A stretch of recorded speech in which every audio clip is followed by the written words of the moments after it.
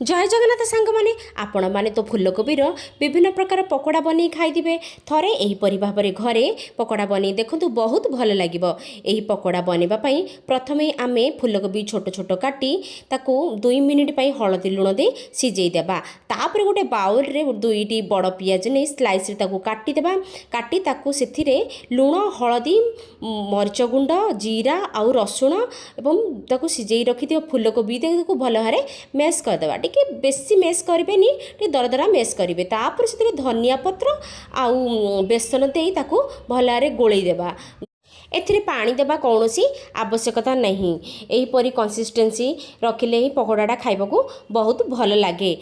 तापर गोटे कड़ाई रे आवश्यक अनुसार तेल दे देबा। तेल गरम हो सारिबा परे पकोड़ार साइज दे पकोड़ा साइजटा छोट ही करेंगे बेसी बड़ करेंगे नहीं। छोट कले बहुत भल लगे। तापर एपट सपट करी ताकू भाजी गोटे प्लेट को बाहर कर देबा। Then enjoy bye.